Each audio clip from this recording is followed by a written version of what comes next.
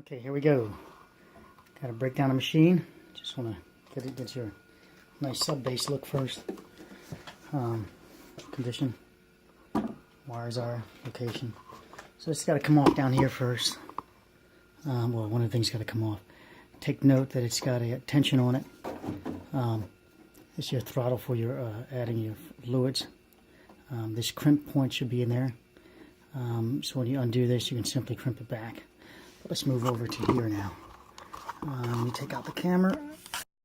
Okay, so we've got these bolts in here with locking Teflon product on it. We can see the threads, where they're located, the amount of adhesive that's on it, and it's just snug. But that's just a Loctite. And there's one more back there, a Loctite type product. Here's your power source. Looks like they got a little ding in this compartment here. Alright, well, no big deal.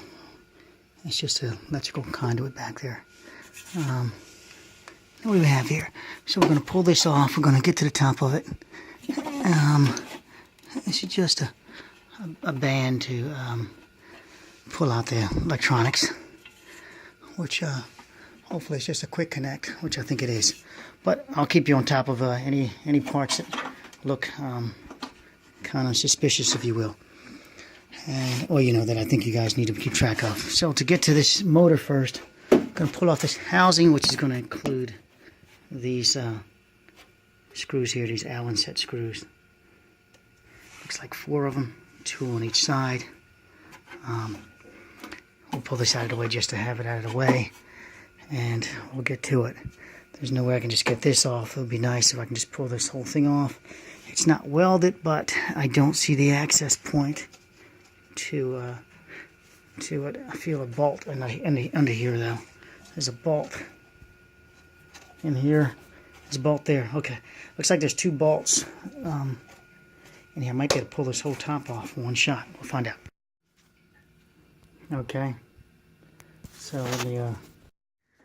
so here are the 4 screws. Loosen that up. We'll pull this out, and you see it is a quick connect plug that controls that handle above. Do I need to get to it? No, I just need to get to this. I can leave that there.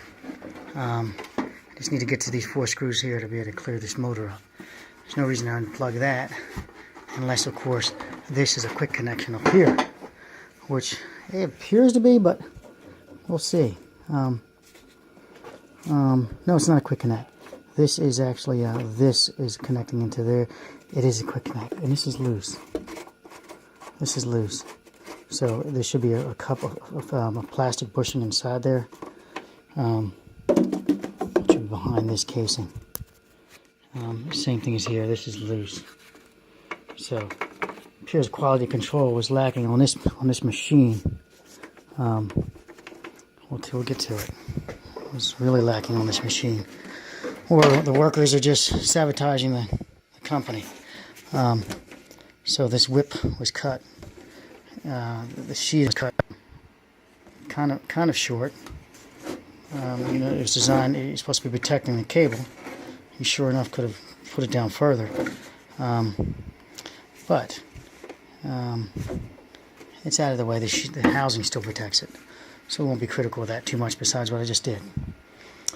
Here's the control. So it can do obviously either one. But here's the control box there. It does the inverter. This is it.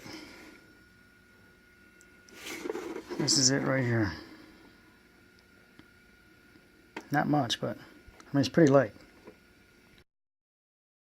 Okay, so I was able to snug this one up. As you can see, it's tight. This one is has a pop thread. It's plastic. It's just a nut in here. The thread is popped. As you spin it, it pops. So that would need a new bushing there. This is the back of your control panel. This thing here seems like it was more substantial, right? No, it's just, you know, it's just the housing for the electric. Here's your wiring harness coming up. Be careful here. You don't want to pop these guys or you'll be soldering them back on. That's the harness, and that controls the digital display. This is your power, but your stop button here. This is going to be your, I'm sorry, this is your, one's going to be your power button, one's going to be your off. This is going to be your speed regulator, if you will, to regulate your speed right in here.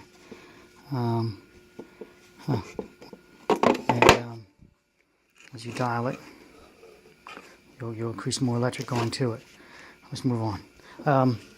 So that one's loose. I'm just going to mount the screws back up. That's taken care of that. That part's done, is off the list now. And let's keep moving. Okay, so that's back on, all screwed in place. And then what we have here is a, it's like a sound deadening product, but it's it's kind of weird. It's only on one side, and I would say it belongs on the other side of this for vibration. But that's so insignificant, the amount of noise. But we hear, so here's a little gap here. But this is tighter, so this little shim, if you will, this little half-inch, I'm sorry, maybe close to an inch or so, tapers off. It follows this pattern of shape. I think it would have belonged on between here, between this side, for its noise vibration control. That's what it appears it to be. All right, getting to this guy now. I've just got to loosen this engine up, this motor mount. I might be able to leave this housing on. I'm going to attempt that first. So loosen this up to see if we can take tension off the springs, off of the pulleys, and that way it'll save me from taking apart more than I have to. Okay, 4 screws are off. And now we have the motor to contend with, along with this cable. As well as now there's a cable, so we can attack it down there, or we can attack the cable up here. As you can see, I'd have to fish it back through a blind spot. Would take this back off just to fish the cable in. I'm mentioning that too because if your cable breaks, you just simply pull this off and find your cable and fish it back through. So what's the easier one? So I just backed out the screw from this location of the cable. Now make sure you don't fray this end, because you're going to have to stick it back through there. And that frayed end, to cut it again and to make it bond again might be a little bit of a trouble for you. Now remember, that goes in the middle. Let's go ahead and get that out. And let's put the cable retainer or holder onto the one side. Now, this guy is going to just come right out. Make sure there's no nuts over there. That's it. And now check. We're in the second hole. So now we're clear. We've got the housing off. The housing aside. And let's get to the bolts. All right. So that's a good chance of losing that, isn't it? Let's go ahead and put it with the other guy there. So now we're just going to loosen up these bolts here. 1, 2, 3, 4, and our belts will be no longer tensioned. You can see that it's pretty snug. So what I did before I loosened up the bolts is I marked with a marker. Now I could use an awl, but that's just going to create points of rust because I'm going to break the, not on that of course, but on there. So I didn't want to do that. So I used a magic marker, a fine point, and I marked off where the washers and around the back here, with my fingers pointing around the washers here. So I'll have a nice beginning reference point when I go to put this back together of where everything is, lining up wise.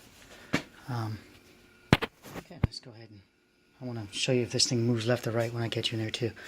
That's pretty clean in there, so that's nice. Let's go. Noting 17 millimeter, it's obviously a weird drive, and also an odd drive for us. And a long extension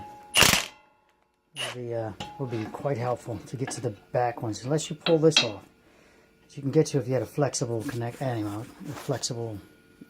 Okay, just want to show you this a nut, a lock washer, and a washer.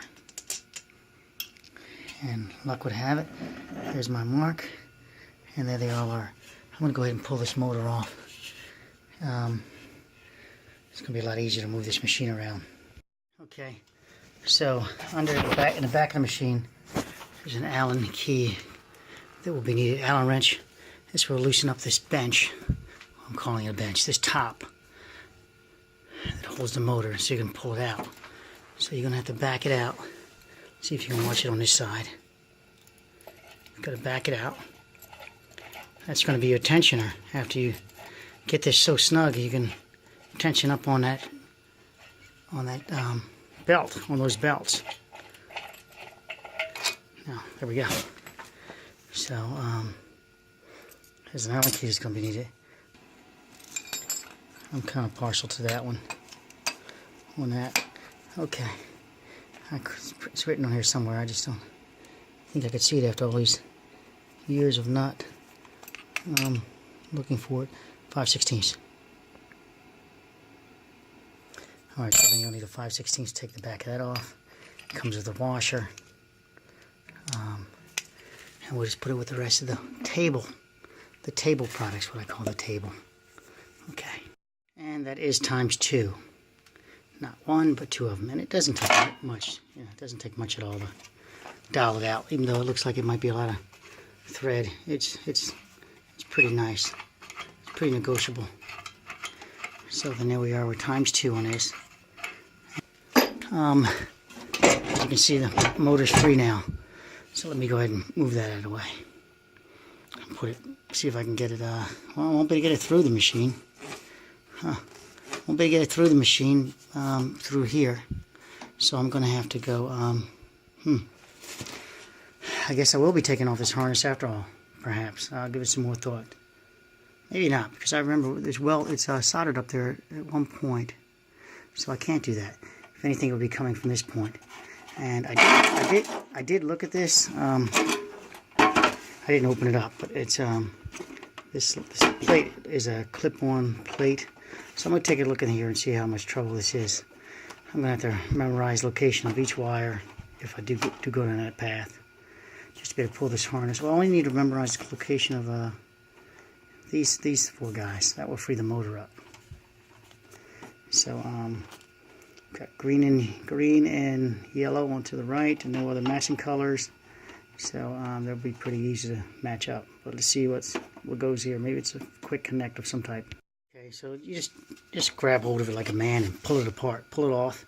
They just have these two snap connectors on it, in the front only, right and left, which would have been down here, I think, in correlation to down here and over here. And yes, they are color coded. They've got colors written behind them. Of course, you have your machine unplugged when you're putting your finger back here, but we have 3 wires: yellow, red, and green. I'm just trying to see if they're doubling up on any of those uses of those terminals. They're not doubling up, so that's going to be pretty darn easy to pull that off. And they don't match as far as what you think they would. So here's a yellow and green, right? So yellow and green. Oh no, they are doubling. Here's doubling. That's maybe the ground. So yellow and green is going to be the ground wire, and that terminal looks like a ground wire. And their terminal for ground wire is actually E. And then we have these are push connectors, which are nice with a little bit of screw. And while I'm here, I just touch them to see if they're loose, and they're not. And this is a jumper. Okay, so back to this one. So we've got yellow on. Okay, good. They've got them inverted too. Yellow on V. We've got green on W. And we've got red on above, close to U. Now I'll just take a photograph of it also. I won't just stick with that. But here you go. And you'll do the same with your cell phone, hopefully. So worth noting, these are not push-on terminals. The connectors are actually looped, fully looped. That is, that you'll have to unscrew each screw. But just remember, it's only 3 screws, and it's green, yellow, red. Green, yellow, red. That's it. There's no other thing you have to remember. You can match up if you want, but you can always refer back to my video. But you're going to have to pull these screws totally out and put them back in, however you have to do it. I've got a couple electrical tools to make it easy. And one of those tools, this little freaky number here. Look what it can do. Okay, watch it. Watch the end of the tip. As I back this off, it loosens up. I'm sorry, vice versa. As I go forward, see how it gets wider? I'm sorry, it gets wider. It's a split tip, and it's used for holding things like this in place when you can't get it to fit down. Like that hole there would drive you crazy normally. So you would, I'm sorry, doing this one hand is a little difficult. So this might slide off even. But now I push this sleeve forward, and it tries to close the tip, opening it up, which puts tension on it. So now I can, I can put it back in easier. When it comes down to it, I would just, lay it in there and start screwing. And it's just for starting. You don't finish it with this. You finish with a standard screwdriver. Okay, worth noting is I'm going to pull this out, relieve it, if you will. I noticed that they custom fitted a round design to work in there. They bent it over. Do I see a problem with that? Well, they did a nice solder job here, and they made sure no arcing would happen. They put this nice sleeve on it, so that's good quality there. So I don't see a problem yet with the bending. So keep in mind when you put it back, you're going to have to match that bend shape when reinstalling. Again, soldered.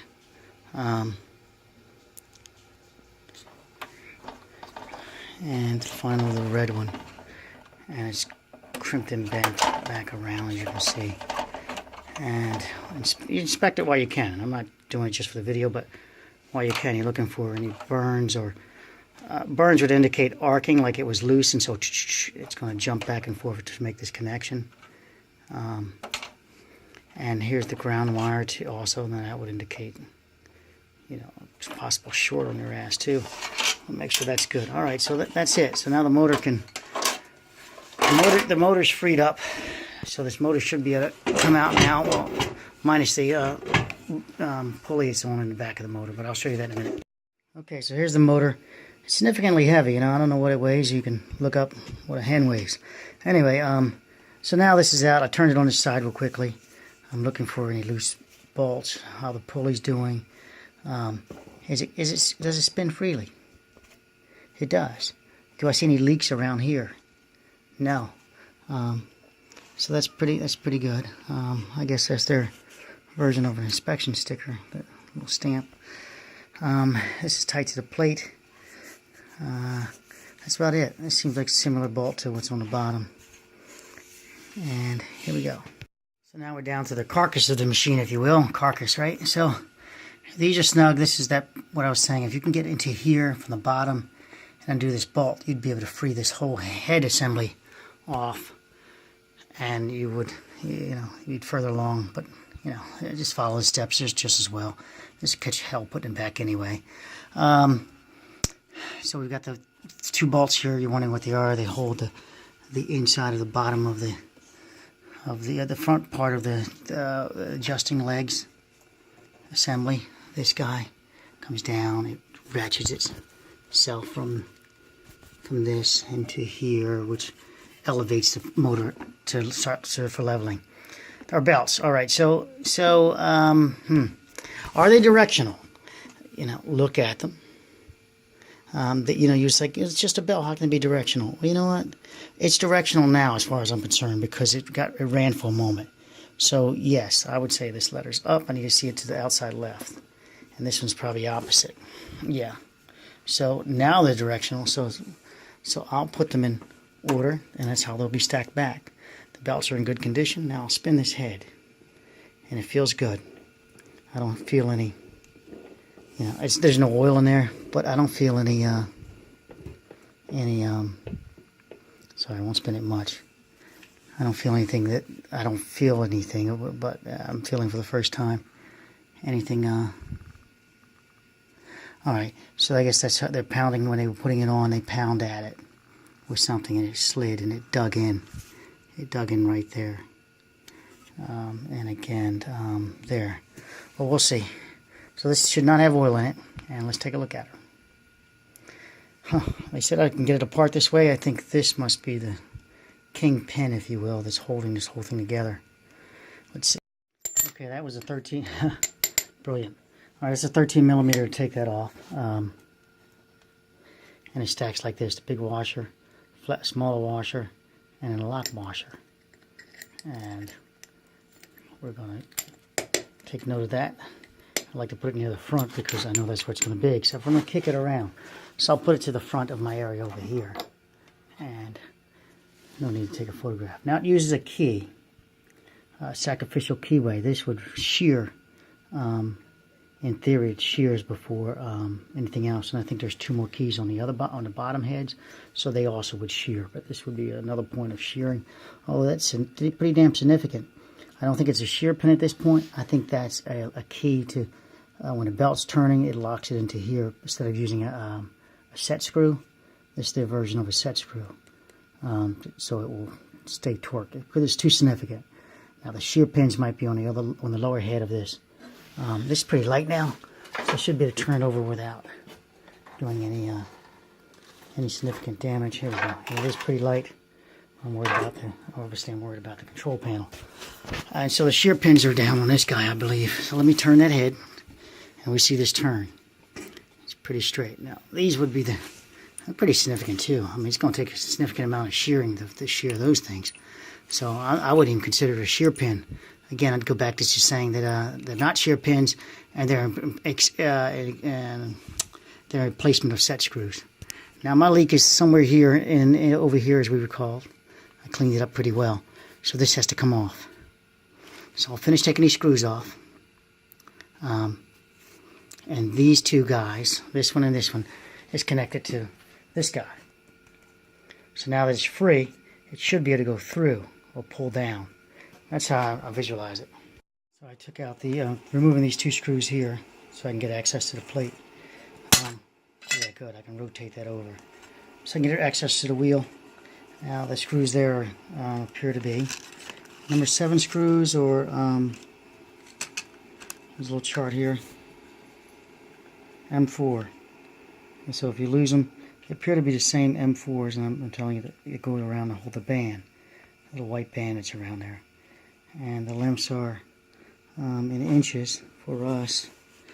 It will be a total of 3/4 inch. Well, slightly more than that from the head, but it's overkill because it's going through the other side of the housing, including the rubber.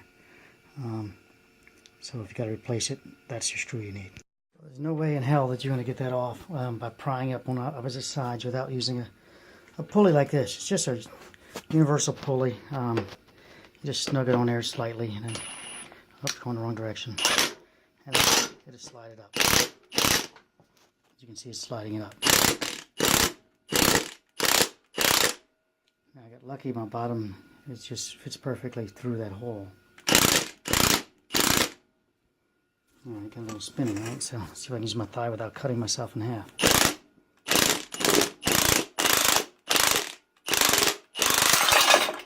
Okay, so that's how that comes off. And here's your keyway. Of course, you wouldn't have a camera in one hand holding you up. There's no reason for me to remove that keyway, so I'm not going to. I don't see any leaks around there. That's good, but it's kind of insignificant because it's all going to be taken apart. Pulley looks good. It's not cracked or anything, so that's good, and it's pretty flat. So a top or bottom? Well, yes it does. Yes it does. That's more flat. That side's more flat. That's more recessed. Recessed goes up. Okay, keyway. It's snug. No, it's not really that snug. I could lose it, so I'm going to pull it out. I'm going to put it over there with this guy in the direction it goes. So actually that will be the other way, the direction it came from. And you normally replace all keyways, but this is very minimum usage, so I'll really inspect that keyway and decide whether I'm going to cry about that keyway. Now, yeah, we got some leakage. Shit. The crumbs, this stuff, the vibration and all started leaking. I had forethought for the rag, but not enough. Now, how to get this off is the question. Maybe grab this and come through. So they sent me directions, but following the directions pretty rough. Large cover, okay. Small cover. Remove 2 small screws, remove 10 inner screws, move whole motor of the machine. My guess chalk means you're going to put a wood across here to here, and you're going to start driving, but that doesn't make sense because that's not going to do anything. This is the only part that comes off. This is sealed from the factory. This is going down. This was got upside down. I'm looking at it upside down then. So when they put this together, it was upside down. This was the bottom. This was the bottom, and that was the working surface on the other side. All right. Chalk the 2 main sides. So chalk them off.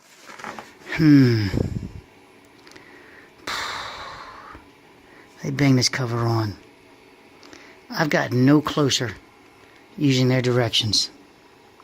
I did not have to take the motor off if this is the case, because there is nothing that gives me access up there. If I tap on that head, it might be able to bring this forward. But I don't want to damage it either, so I don't like that idea. What the hell?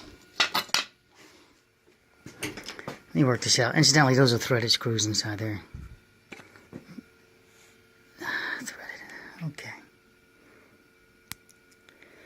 Let me work on this. Okay. So, right now I'm feeling quite suckered by the company, the manufacturer. And, you know, the seller is really, you know, saying he's working with me. So I haven't seen any, you know, he said he was going to reimburse me for a couple of tools I had to buy. And I keep talking about extending the warranty, and that's being ignored, but I'm sure this video we're going to address it now because I'm going to put that online. I followed the instructions. Take the motor off. Break it down.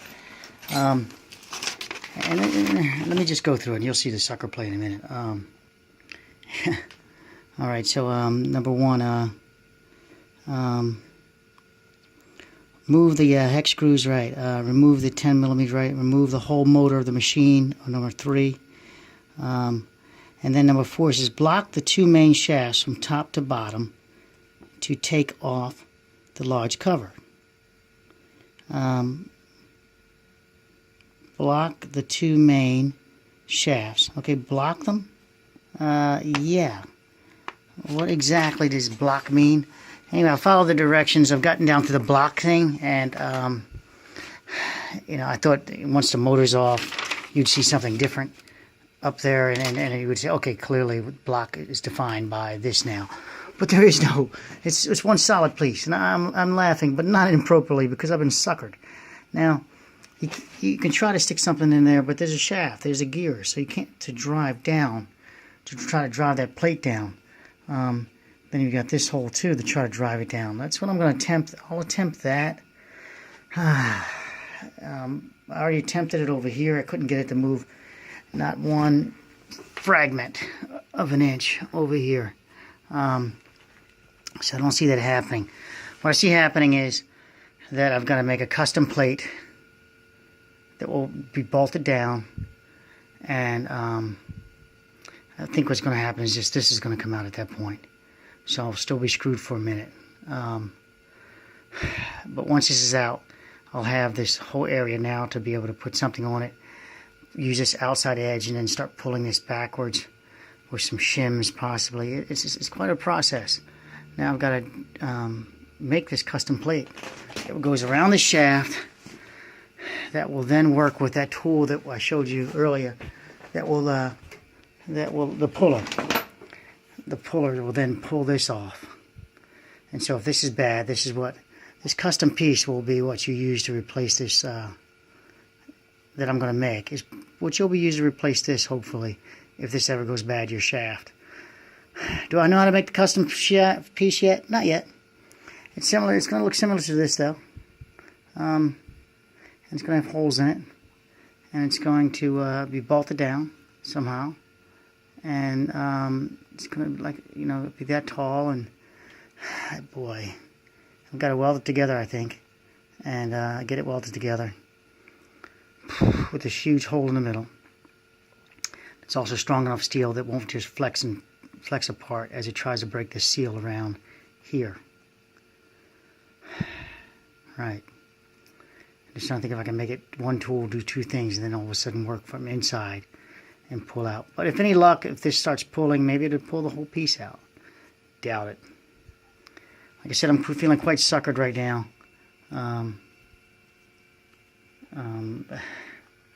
Yeah. I'm going to leave it at that for right now. You know, I'm trying to get a little control of my frustration right now. It can't come out the top. You're knocking from the top, I did that too.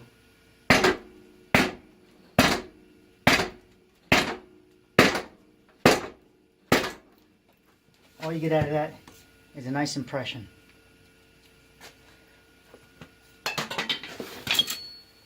You get no movement. You get oil bouncing out, of course, and now onto the concrete floor that I've got to deal with just now.